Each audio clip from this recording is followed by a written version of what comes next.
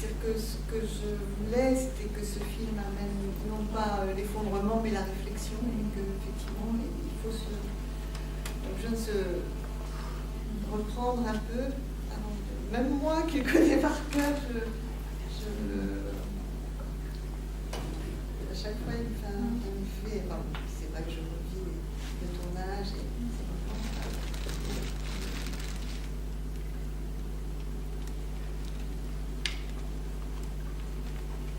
Je suis contente de le voir des jeunes. En général, je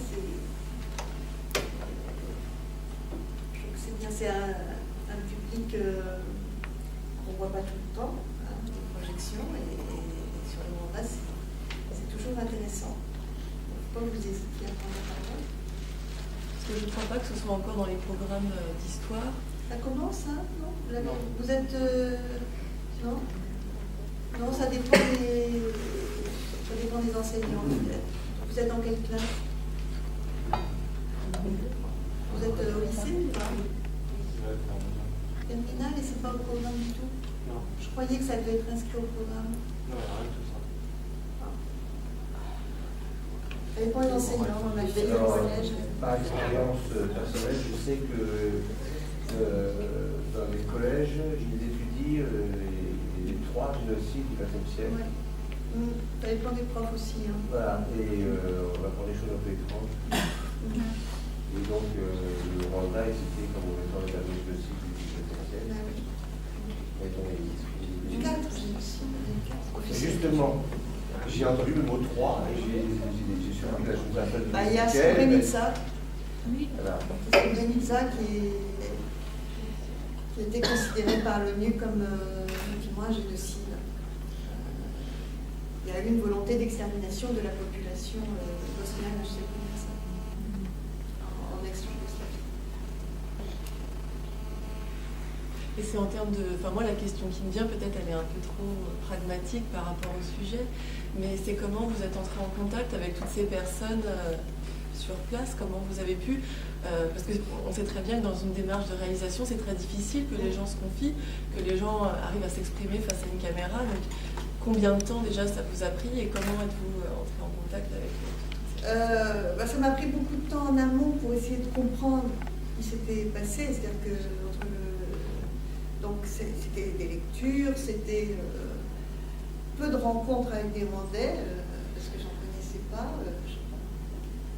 En fait, j'en ai connu un, et puis mais bon, on est allé là-bas et il se trouve que Marie-Odile Godard, qui était collaboratrice, enfin sur le film, vous connaissez donc Jeanne Camisoni, la psychologue. Moi, mon point de départ, c'était de travailler avec des psychologues et des psychiatres. C'était l'ensemble de la série, c'était ça, pour voir un petit peu ce qui se passait chez chaque individu à ce moment-là. Enfin, se relever de ça, c'est quelque chose qui était incroyable. Et puis la transmission. On voulait travailler. Dans le cadre du Rwanda, c'était trop tôt pour parler de la transmission. Mais quoique, on le perçoit. Hein. Et donc, je suis partie là-bas avec quand même... quelqu'un m'avait mis en contact avec Nasson Mounian-Davidson, le psychiatre, et donc Marie-Odile Godard m'avait mis en contact avec Jeanne.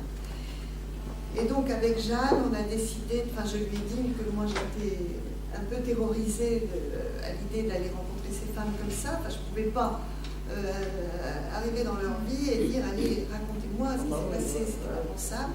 Et surtout le danger, c'était qu'elles se retrouvent en situation de revivre le moment où elles avaient vécu ça. Ce qui se passe. Ce qui arrive souvent, parce qu'il est arrivé à des... C'est pour ça que moi, quand j'ai des journalistes qui me téléphonent ou qui m'envoient des mails pour me dire « On part au Rwanda, on va dire... » Je me dis « ça c'est la peur, ça se travaille, vous ne pouvez pas décoller comme ça, mais bon, souvent ils y vont comme ça, et bon, ça passe un peu aux oubliettes, leur truc. » Et donc là, on en a parlé avec Jeanne, donc on a mis en place un cadre de travail dans lequel on pouvait être sûr que quand même, alors qui allait voir, donc ça c'était Jeanne qui pouvait savoir. Donc elle m'a fait déjà dans un premier temps 3 propositions, c'est ces personnes-là. Donc la première personne, donc je suis allée là-bas d'abord 10-15 jours en repérage. Je suis revenue, à partir du moment où on savait qu'on allait faire le film, et je suis repartie 2 mois après, et là on est resté 1 mois et demi. On a tourné, en fait, pendant 15 jours, 3 semaines, j'allais les voir, je revenais, enfin bon, c'était... Ce qu'il fallait, c'était entretenir un lien. Et on n'a pas tourné tout de suite pour qu'elle soit rassurée sur le fait que, voilà, on échangeait déjà, il se passait quelque chose entre nous, quoi. Et donc, et les 3 personnes qu'elle m'a... C'était intéressant, parce que la première femme qui parle, Beata, en réalité, elle ne la connaissait pas, Jeanne. Mais elle savait qu'il y avait une femme qui était en train de sombrer, qui était en péril, hein, vraiment, mais qui ne correspondait pas. À l'époque, les conseillers, enfin, les conseillers en traumatisme, enfin, elle n'était pas psychologue, elle est devenue psychologue, Jeanne, mais elle n'était pas psychologue à ce moment-là, elle n'avait pas cette formation de l'université, elle avait une formation de conseiller en traumatisme. Et c'est une organisation française, une ONG française qui avait formé ses conseillers en traumatisme dans le... Vous savez, quand il se passe des choses, tout le monde arrive, les ONG, ils avaient formé des gens, plutôt pas mal. Mais le truc, c'était il fallait que, pour s'occuper de quelqu'un, il fallait que la personne ait pété les plombs, régulièrement. Si elle explosait, si elle courait nue sur la colline, oui, là, on pouvait la prendre en charge. Si elle ne le faisait pas, je vous laisse vous embrasser. Elles ont cours demain. Au revoir, bonne soirée. Bonne soirée. Excusez-moi. Alors, les filles sont bons. Excusez-moi, cette Jeanne, est-ce qu'elle avait vécu elle-même le génocide? Oui, elle était là à ce moment-là. Toutes les responsables d'Avega, l'association, c'est des femmes qui se sont réunies en disant il faut qu'on fasse quelque chose, il faut qu'on aide les femmes. Et Parce qu'elle-même l'avait vécu. Oui. C'était des rescapés qui ont dit, qui ont perdu leurs enfants, leurs maris, qui ont dit il va falloir qu'on fasse quelque chose. Et donc, je trouve que Beata, il y a un truc qui s'est passé entre nous très fort parce qu'elle m'a tout de suite en fait agressée. Enfin bon, c'est pas. Mais moi, ça m'a plutôt soulagée quand elle m'a dit mais vous, Française, qu'est-ce que vous venez faire là? Et vous avez participé au génocide. Je n'ai pas, moi, personnellement, participé au génocide et je n'ai pas appuyé vraiment. Enfin, bon. Et on a discuté, je lui ai raconté comment nous, les Français, on avait vécu ça à ce moment-là, comment la presse s'était emparée de ça et la désinformation qui avait suivi, etc., etc. Et pour elle, ça a été un soulagement. C'est-à-dire que les Français n'étaient pas tous des soldats, des militaires français. Donc, et ça a été... bon, il y a un très fort. Et puis, donc la seconde femme, la paysanne, Joséphine, elle était très fragile, parce qu'elle avait déjà, justement, elle pétait les plombs, etc.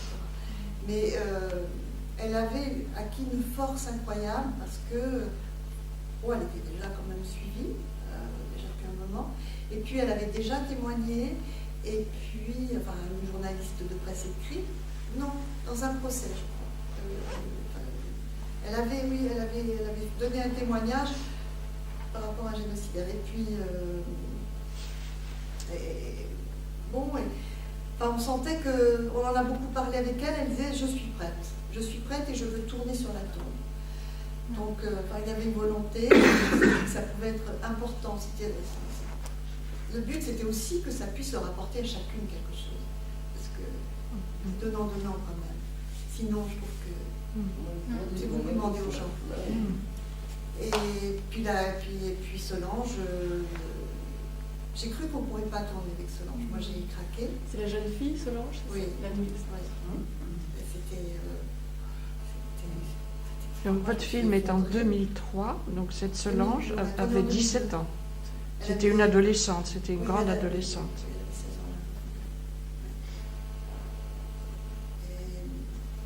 Et puis finalement, quand on a tourné, moi le risque avec Solange, je disais, il est hors de question qu'elle ne soit pas dans le film. C'est-à-dire que de toute façon, à partir du moment où on s'engageait, il fallait que ces personnes soient dans le film, dans le montage final. Il n'était pas question de dire, finalement, on a changé d'avis, on va prendre quelqu'un d'autre. une parole qui se livre. Après ça, quand on a une personne qui a été victime de génocide, c'est une personne qu'on a voulu tuer, mais on a essayé de tuer de son ascendance et sa descendance. C'est vraiment... Et donc, la parole doit rester, parce que sinon, c'est contribuer encore à la faire disparaître. Et c'était pas pensable. Donc là, j'ai eu peur parce qu'elle parlait, surtout quand on a tourné, avec ce petit sourire. Sur le moment, je me suis dit, qu'est-ce qu'on va pouvoir faire? Parce que je ne réalisais pas que c'était fort. Je ne réalisais pas qu'elle disait derrière ce petit sourire,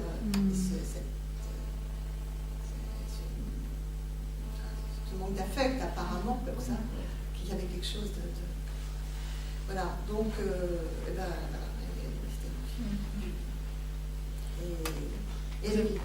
Vous avez découvert au fur et à mesure des interviews l'histoire des personnes que vous avez interviewées justement ou... Oui, je voulais pas, je savais par Jeanne, mais je voulais pas en parler avec elle.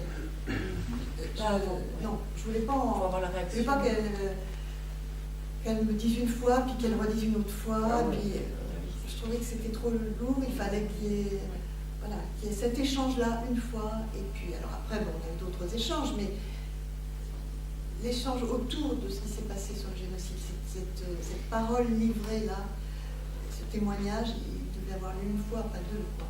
Donc moi j'y allais, on échangeait, je racontais des choses, on se prenait avec Solange, on s'est pris beaucoup en photo, elle a appris à ça.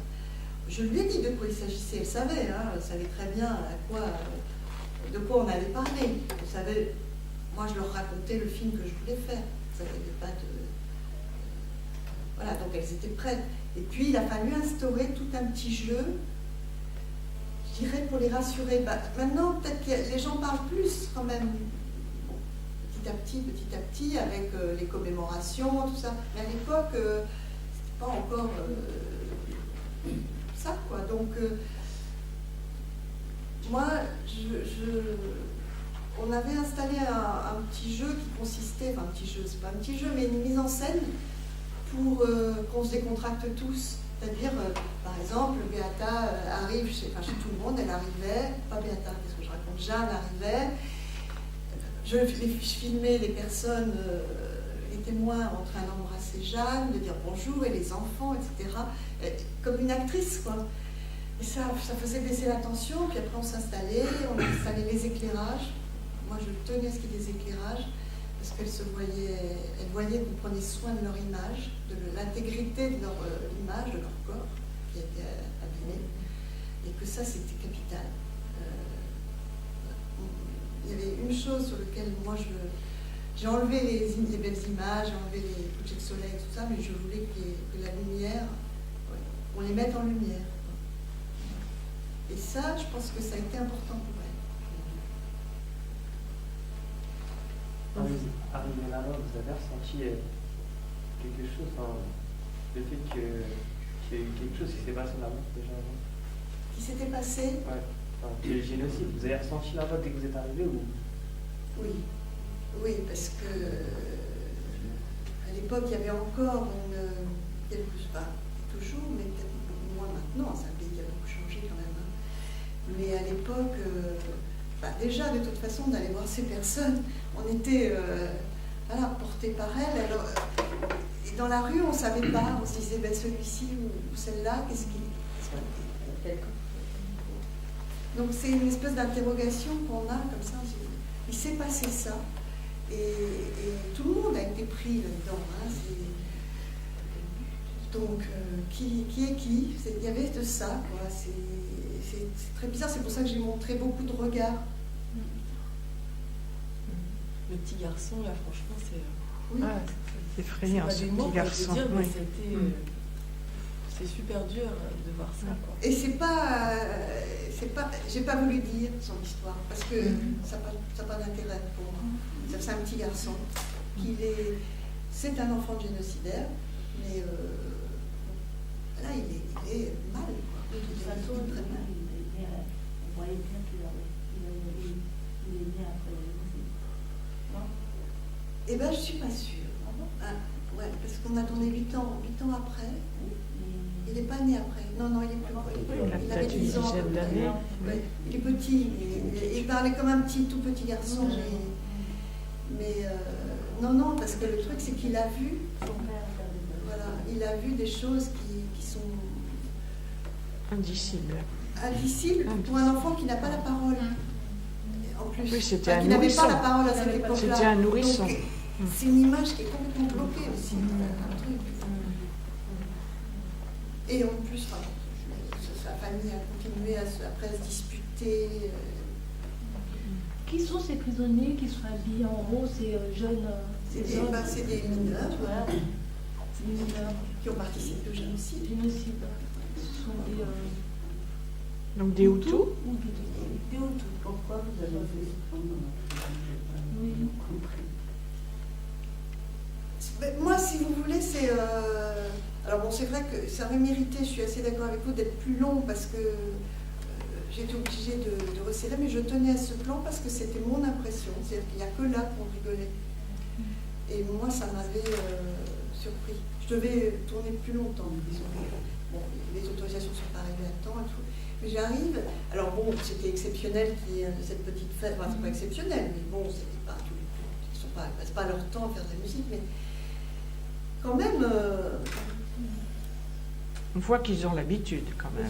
Oui, quand même, c'est pas des conditions forcément. Disons, c'est la prison, mais moi, quand je voyais le désarroi des gens que je rencontrais et qu'en prison, il y avait des groupes constitués d'amis et que je voyais la solitude de chaque personne rescapée, il y a quelque chose. C'est ça que j'ai voulu montrer. C'est une impression, c'est pas. Le contraste, il est trop fort ce contraste. C'est-à-dire qu'il est trop fort ce contraste entre ces hommes qui sont en train de chanter, danser, et ces femmes. En plus, c'est des hommes, vous avez choisi des hommes. Oui. Et, Et puis après, j'ai montré les corps. Oui. Les corps, les hommes en mouvement et les corps sans mouvement. En gros, je vous remercie beaucoup sur le reportage, que je trouve formidable, parce qu'on a toujours eu des reportages un peu monocolores. Et là, dans ce reportage, il n'y a pas que des séquelles, des conséquences, mais il y a des causes. Parce que c'est très facile, parce qu'on a toujours montré des conséquences, des séquelles, mais pas des causes. Avec ce reportage, on a une figure.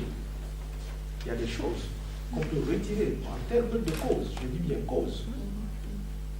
Et c'est pour cela que j'ai du mal, parce que quand je venais ici tout à l'heure, je me disais, je vais toujours subir cette même logique, celle d'un homme comme Bernard Lugan, que je connais très bien. Malheureusement, je tombe c'est un reportage formidable. Je ne sais pas comment me le procurer. Si je peux me le procurer, je vous remercie. Merci.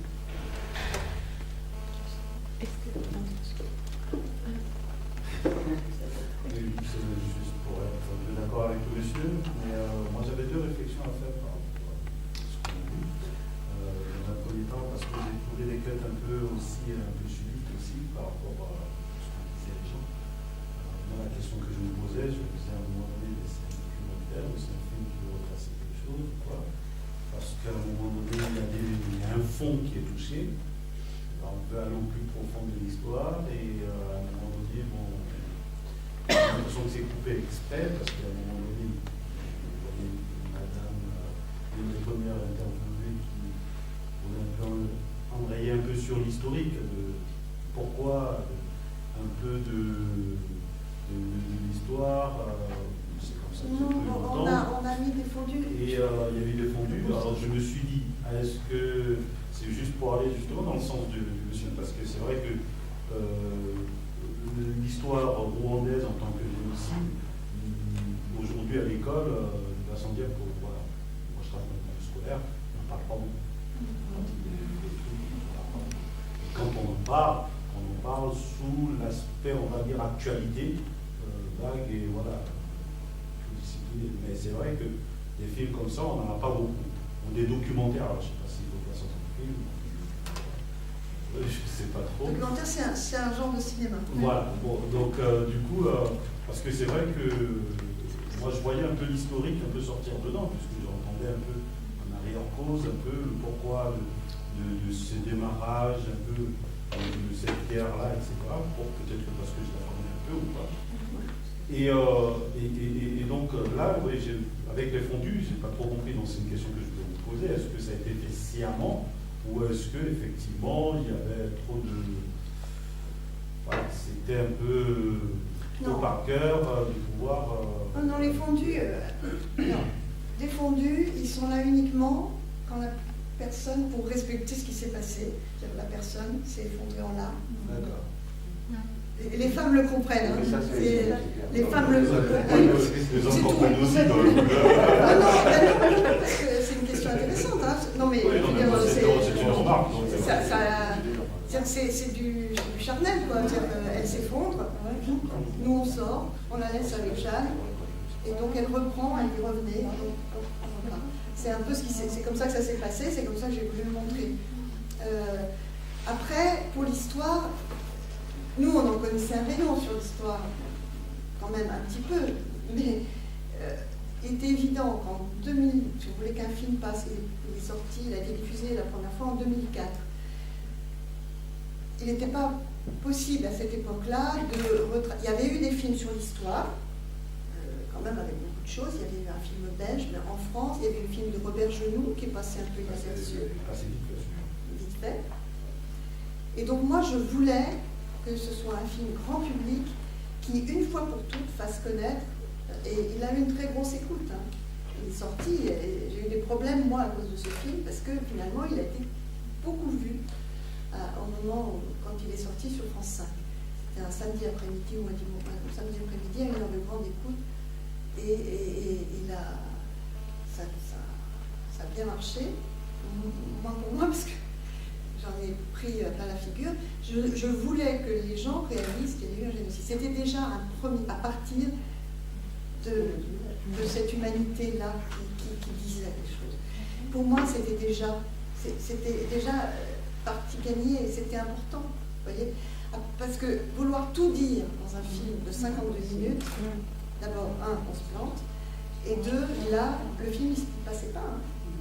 Alors, je ne me suis pas censurée. Moi, j'avais un axe, j'ai tenu mon axe, si vous voulez, mais j'ai glissé des choses.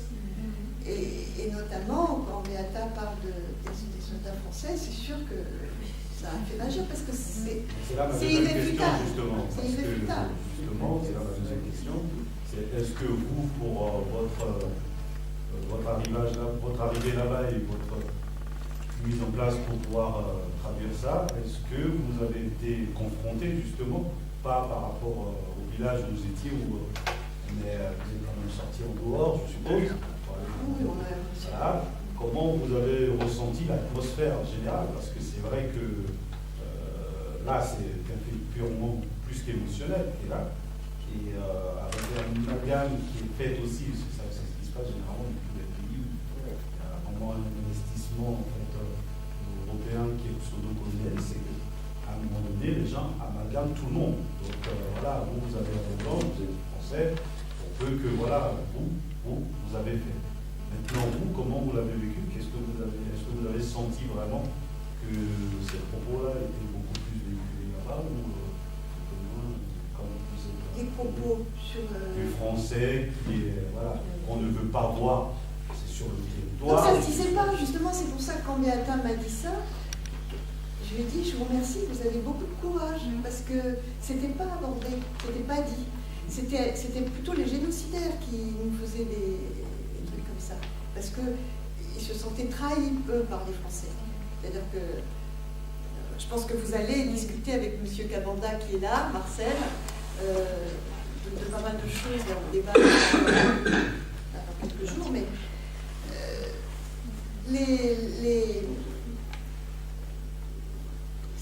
les gens ne voulaient pas parler. Ils savaient qu'il y avait quelque chose d'abominable, ils en voulaient beaucoup aux militaires français, ils en voulaient beaucoup à la France, ils en voulaient les escapés, mais ceux qui étaient les plus énervés, je dirais, ce sont les génocidaires, parce que ils pensaient être protégés. Et puis ils se retrouvaient soit en prison, soit leur famille en prison. Et ils pensaient qu'ils allaient, avec le soutien de la France pendant le génocide, c'était jamais ils pouvaient aller en prison, jamais ils pouvaient être jugés. Et c'est plutôt là que j'ai senti une défiance réelle. Finalement, avec les rescapés, il suffit d'être soi-même. Je veux dire, si on a compris quelque chose. Moi, c'est ce que j'ai. Quand j'y suis allée avec appréhension. Puis voilà. Je me souviens que quelqu'un m'avait dit, un Rwandais m'avait dit, seul que j'avais rencontré d'ailleurs, il m'avait dit surtout, pas de compassion, tu ne pleures pas, tu ne montres pas tes larmes, tu vas t'en prendre plein la figure, tu ne peux pas supporter, etc. Et quand j'ai vu Solange, je me mordais la langue. Et la première fois que je l'ai rencontrée, je suis sortie et Jeanne m'a dit, mais pleure, enfin. Ça m'aurait inquiété que tu sois insensible. Voilà. Donc, mais voilà, ça se faisait. Enfin, puis, on ne vient pas là par hasard, on choisit un sujet. Enfin, moi, j'avais travaillé ça. J'avais été intéressée par Si on faisait cette collection, c'est qu'on s'intéressait à ce qui se passait. C'était l'humanité en danger après les situations de guerre et de génocide. Il y avait une raison. Enfin, moi, c'était une question qui me préoccupait beaucoup, et notamment le génocide. Il se trouve que dans ma famille, on a transmis aussi des choses de ça. Donc, j'y allais pas complètement à découvert, vous voyez, j'y allais pas comme une espèce de petite ingénue. J'appréhendais, mais en réalité, tout s'est très bien passé, et on est resté en lien, et puis ils voyaient bien, enfin, les gens qu'on a interviewés voyaient bien qu'on prenait soin d'eux, hein, au sens, et leurs paroles, et la manière dont on les filmait. Il y avait quelque chose de fort qui s'est passé, et puis après, toute l'équipe, on a monté une association pour les aider, pour aider d'autres gens. Donc, il y avait une responsabilité éthique qu'eux, ils ont compris. Je crois. Au début du film, dans la première partie du film, vous filmez une cérémonie funéraire après la découverte d'une fosse commune. Vous filmez cette scène-là, et il y a une banderole qui apparaît qui dit non aux révisionnistes, et on devine non aux récidivistes, je crois, qui est écrit en dessous. Je sais pas, en tout cas non révisionnistes, ça c'est bien visible. Alors qui sont ces révisionnistes qui sont visés par cette banderole? Est-ce que c'est dans la société rwandaise, dans les courants politiques rwandais? Est-ce qu'il existe ce courant-là qui nie la réalité du génocide? Bien sûr. Dans le monde entier. Un génocide, enfin, je pense que un génocide, en même temps que se crée le génocide, se crée le négationnisme de ce génocide, la négation de ce génocide. C'est ça le drame. Et on en est encore là pour l'Arménie. Donc, elle n'est pas innocente ma question. En fait, est-ce qu'il y a des lois qui existent au Rwanda qui ont été, enfin je sais pas, est-ce qu'il y a quelles armes ont les Tutsis qui ont été victimes du génocide pour lutter contre ce négationnisme-là? Est-ce qu'il y a, non? Ils s'organisent, c'est les travaux, c'est la recherche, c'est comment, ça prend plein de formes différentes. Enfin, je pense que c'est aussi l'enseignement de l'histoire qui a été très compliqué à mettre en place.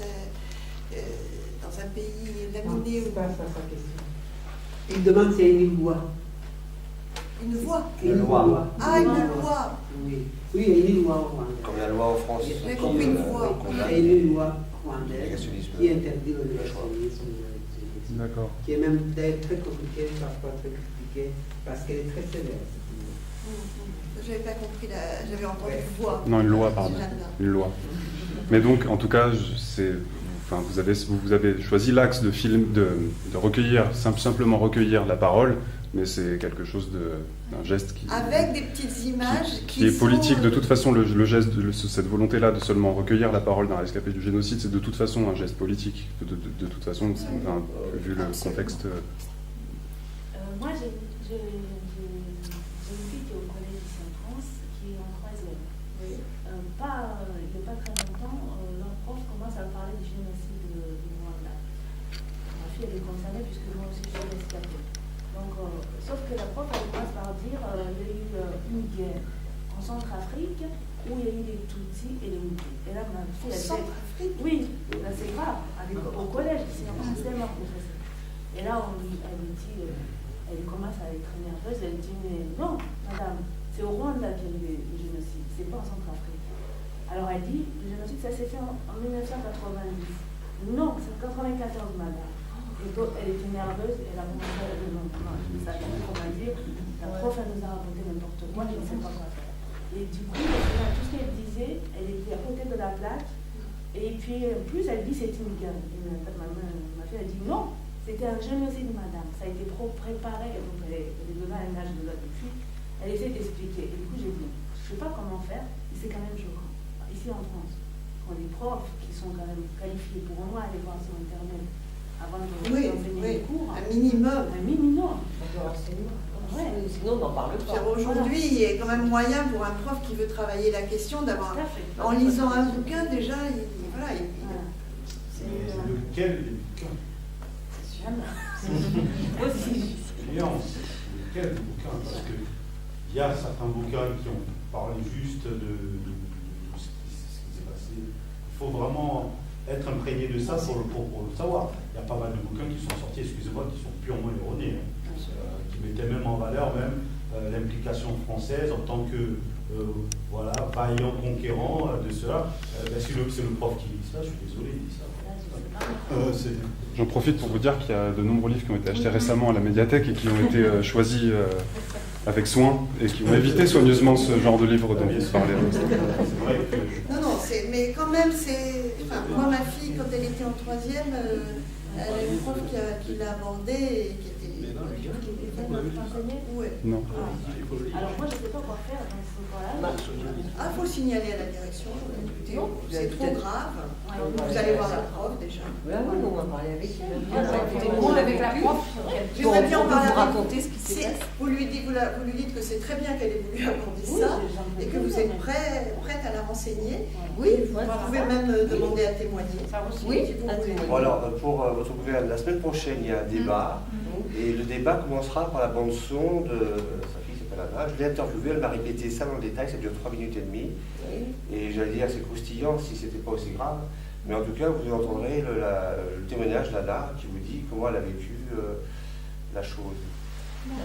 Je peux aussi retenir dans votre film par rapport on parlait du génocide, que le génocide il peut être physique. Il peut être physique, c'est l'élimination de des personnes. Peut être aussi par le biais de la femme, comme nous l'avons vu. Peut aussi être par le biais des centres psychiatriques qu'on voit, parce que c'est la perte de la mémoire. Donc voilà un peu le domaine aussi qu'on peut appliquer, les domaines qu'on peut appliquer pour génocider un peu. Mais vous savez, par rapport à l'hôpital psychiatrique, un film, dans un 52 minutes, on ne peut pas être explicatif pour tout. Moi, je dis les renseignements, mais j'ai voulu lancer des tas de choses qui fait que chacun peut puiser aussi. L'hôpital psychiatrique, c'est en tout cas par rapport à la Shoah, c'est quand même extraordinaire.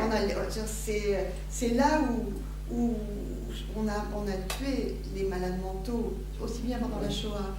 C'est là qu'on voit qu'il y a un projet génocidaire.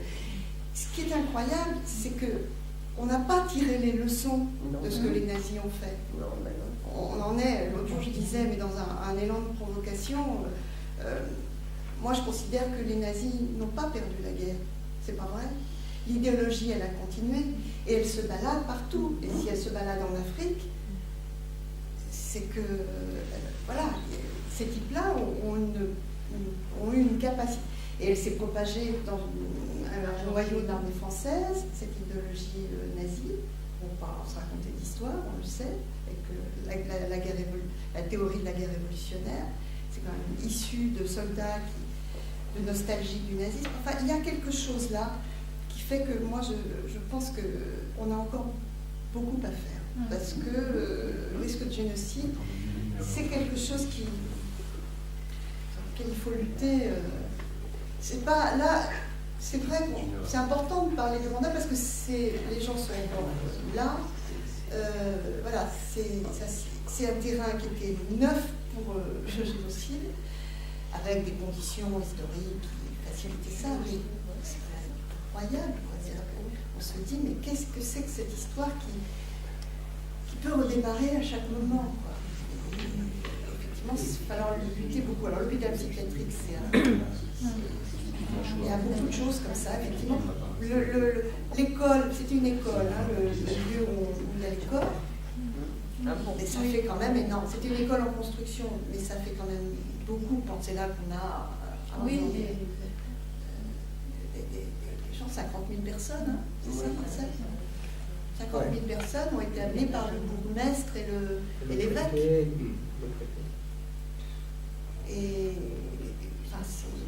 Et les corps, ils sont blancs parce que les militaires français sont venus au moment de l'opération turquoise, ils se sont basés là, à un moment.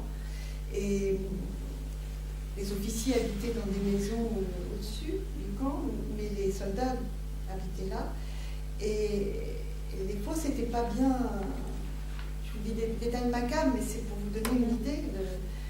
Moi, j'avais interviewé évidemment le gardien rescapé qui faisait la visite, le guide de ce mémorial.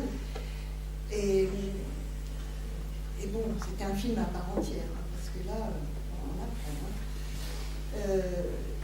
Et donc, le sang remontait des fosses, c'était pas bien fait. Donc, les soldats français ont dit il faut leur mettre un espèce de. Comme de la chaux, c'est pas de la chaux, ça ressemble à de la chaux, pour que les cadavres soient asséchés. Puis, comme ça, ils ont pu construire un terrain de volley-ball. Un cœur qui devient quel dictaphone.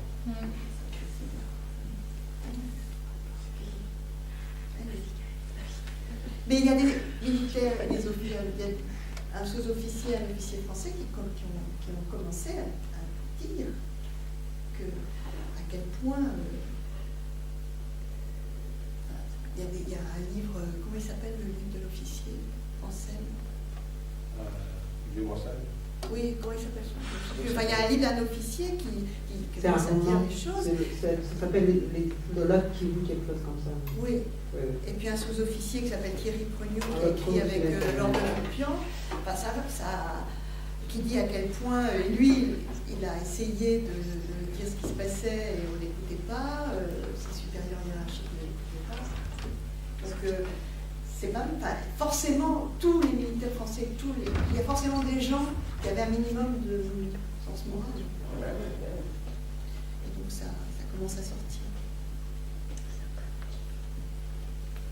Quel a été l'accueil du film? Je suppose que vous êtes allé leur présenter à tous ces témoins que vous avez là. Je leur ai pas présenté tout de suite. Ils ont tous eu une cassette VHS, un DVD. Et donc, c'était leur film. C'était, tu peux me renvoyer mon film. Et tant mieux, alors là, moi je suis contente. Puis après, j'ai fait une projection quelques années plus tard, pendant la 14e, en 2008, et donc au stade à Kigali, c'était assez bouleversant. Je dirais, est-ce que ça a été quelque chose qui a pu être une arme pour elle aussi, pour continuer la reconstruction, parce que c'est tellement... J'espère que oui. Je pense que oui, parce que il s'est passé quelque chose. Oui, je pense. Je pense qu'elles ont pu élaborer des choses à partir de là, ne serait-ce que dans le lien, vous savez. On a dit quelque chose, c'est dit. La parole est. On élabore sa vie quand on parle. Hein. Ça leur a donné de la force. Ça donne de la force. Pour essayer de continuer à vivre ou à survivre. Et puis le lien, les liens. Pour nous, ça a été, pour moi, ça a été un engagement important parce qu'il a fallu entretenir ces liens et qu'on a toujours. Vous avez une nouvelle. C'est Joséphine avec cet enfant. C'est d'une poésie. C'est un symbolique, une poésie. Je ne sais pas comment vous dire. C'est énorme. Elle est énorme. Elle est formidable, cette femme. C'est énorme. C'est Parce ça. qu'elle a sa vie à elle. Mais en même temps, elle a une raison de vie, quoi. Elle a une raison de vivre. Pas que pour elle. Oui, et qui Parce s'est qu'elle peut compliqué vivre, avec, en à fait, l'adolescence. c'est pas pour elle. Et qui, à l'adolescence, ça n'a pas été simple. Hein. C'est forcément. Hein, c'est pas simple. La petite Jeanne lui a causé bien des tourments, mais il y a de l'amour, quoi. Il y a de l'amour. Il y a vraiment. Jeanne s'en va, revient, ne sait plus où elle en est. Mais ça continue. Ça continue. Et c'est ça que je voulais montrer, c'est que cette humanité-là qui balaye les propos de Joséphine sont effectivement quelle force. Ce que je voulais montrer, c'est des individus. C'est des individus. C'est-à-dire que chaque personne touchée, c'est une. À chaque fois, c'est une histoire, c'est une vie.